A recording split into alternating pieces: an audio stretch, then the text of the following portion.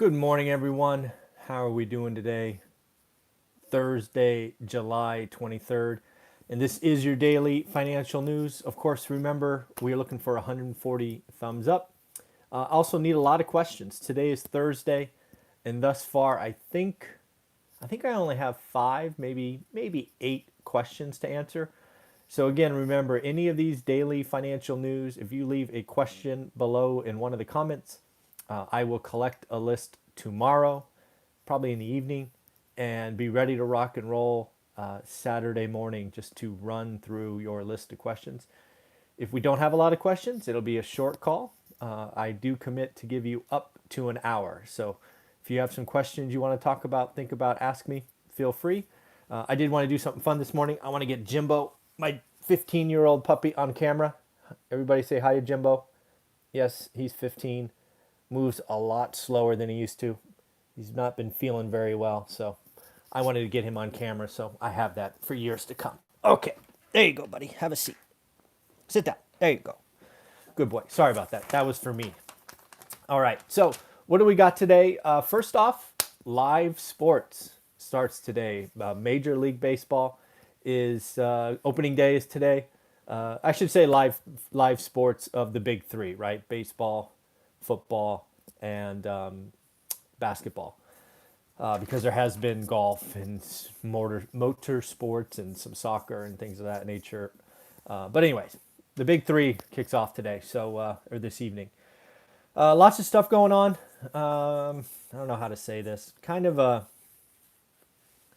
don't know, kind of a muted day in my opinion. First and foremost, we have Wynn Casinos in Las Vegas kind of going crying uncle. I don't know if you know this. I didn't know this until today, but they were I don't know, a better than average casino in my opinion. They spent $250 million keeping 15,000 employees paid wages and tips for the full 78 days of shutdown. They didn't have to do that. So good for them. Now that I say that, I wonder if they took out a PPP loan. I doubt it, because we would have heard about that. It would have been all over the news as a publicly traded company, so I doubt it. But you never know. I didn't look for that, so I'll leave that there. But again, they've said, you know what? Not coming back. They're going to be furloughing workers. They're going to be cutting back midweek operations. What we expected, to happen in Vegas is happening, and that doesn't feel good, right? But when there's this really contagious thing going around and people are afraid to go out, then it's no wonder people aren't gambling. So I think that's something you're going to see across lots of the casinos, and the casinos are going to get smaller. I do think if this goes on long enough, somebody becomes bigger, right? One of the big boys takes out somebody smaller. Certainly could happen, but that's probably months or quarters away. It does look like the GOP is starting to get a proposal together. A couple of things I saw in it. One, their target is $1 trillion. I think the plan by the House, which was passed seemingly months ago, is $3 trillion. So we have our fence post, right? You negotiate to the middle. A couple of things that I noted in the proposal. It looks like the GOP wants to is comfortable doing the federal kicker for unemployment, but they do want to cap it. They want to cap it at 70% of previous wage, so no more earning more sitting on the couch. They do want to do a second direct payment. I'm not a big fan of that. I understand why they want to do that, but again, a lot of people are still working, and maybe we can use that money elsewhere. But anyways, yeah. Another thing that was in it is they are going to fund testing. There was a lot of talk by the powers that be. They wanted to zero that out.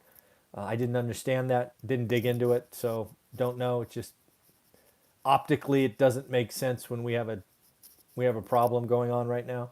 Also, some help for schools, right? Schools to get open safely. So Again, this is nothing more than the two fence posts of negotiation.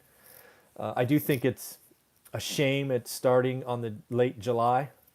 Um, yeah, it's going to be rushed. It's going to hurt. We had time to really put something together, but we didn't, as usual. But anyways, we had another retailer, kind of business casual retailer, go out. This time on the ladies' side, the parent of Ann Taylor and Lane Bryant has filed for bankruptcy.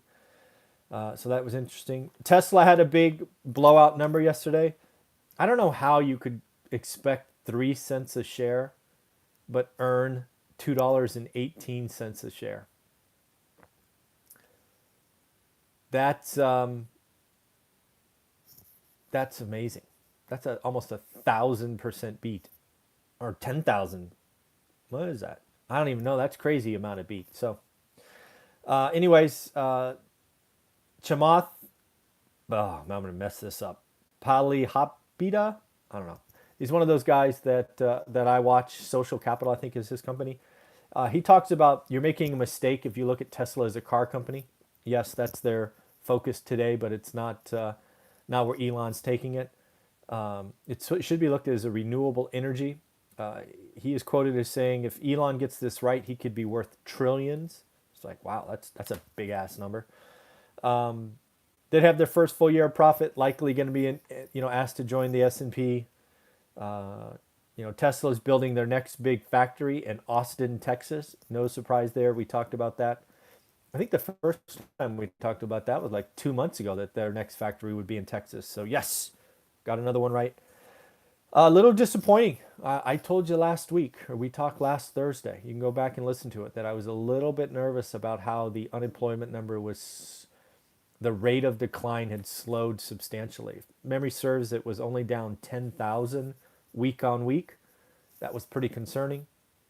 Well, unfortunately, it just turned higher. This is not good news. This just means the second order, these wave of shutdowns, it's taking hold. This is more disappointing than I think the market is anticipating. I do want to see a second week. Somebody's asking what my puppy. No, Jimbo is a Shih Tzu. Shih Tzu. So this is a disappointment. 1.416, again up about 100,000 from last week. I'm willing to sit here and say, no one number ever bothers me. I want to see the trend, so we will wait till next Thursday to see if it goes up again. If so, that's not good news. But we'll see. Again, 18th week though. 18th week, 1 million people. Not good. Not good. Southwest Airlines, I think the best run airline, lost almost $1 billion, 915 million.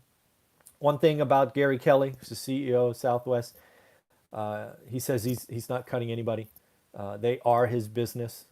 That's nice to hear from a CEO. He is trying to get to a cash flow neutral by Q4 or Q1. They do have cash and cash equivalents of $15.5 billion. So they can get there. They have the runway to get there. I wish them nothing but luck. Expect a fair war. Southwest, I think, is in the best position to get to cash flow neutral, given its short haul and domestic. International travel is not coming back anytime soon in quantity. Twitter reported yesterday, ad revenue was down 23%. That surprised me. That's a hell of a drop, right? 23%. Yeah, I mean, I got to dig into that. I would have thought with everybody moving away from Facebook that maybe they would come back. But maybe that's because, actually, I know why, because that's the June quarter, not the July quarter. So we'll see. 23% drop in Twitter's ad revenue is not good. Real estate related stuff. Hamptons set a record.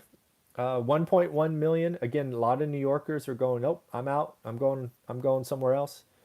That's a 25% pop from last year. That's significant. Real estate is hot. Single family homes are hot. I mean, like, I've never seen it this hot. Interestingly enough, the median is 1.1, but the average is 2.1 because there are some very rich people buying 8-figure properties in the Hamptons. So again, single family homes, space is good. Get me out of these vertical cities is real, folks. The Great Depression was the rush to the cities. This pandemic is get me the freaking heck out. A couple other things. There's more and more people nervous in the Bay Area. Tech workers are nervous, and I told you this was coming. 53% of Bay Area tech workers are worried about being laid off in the next 6 months. Tech is a very human capital business. And I was a leader in tech for nearly 20 years. And the hardest part of my job was in bad economies is going, who on this Excel spreadsheet needs to get furloughed or laid off? Talk about crushing your soul. These things are coming. And in tech, it's often done to manage earnings per share. So don't be surprised if companies like Nike just did yesterday or the day before announce layoffs, which hurt people but help shareholders. It's just what happens. It doesn't feel good. Then the other thing I came up with is, I don't know if you know this, but somebody sent me an article. So when you guys send me articles and links and stuff, I appreciate it. I look at most of them. The 5 largest retail loans that are 90 days delinquent. I thought that'd be interesting to look at. Mall of America out there in Minnesota. Can you believe it? They have a loan for $1.39 billion that is 90 days delinquent. Ouch. Crossgate Mall, $217.7 million. Ouch. I don't even know how to say this one. Poughkeepsie? I guess it's Poughkeepsie. Poughkeepsie. $139 million. Crystal Mall, $84.9, and Dover Mall, $80.8 million. So again, that's a lot of money. What is that? 1.5. It's almost $1.8 billion in retail loans that are 90 days delinquent. Remember, pain in real estate stretches, right?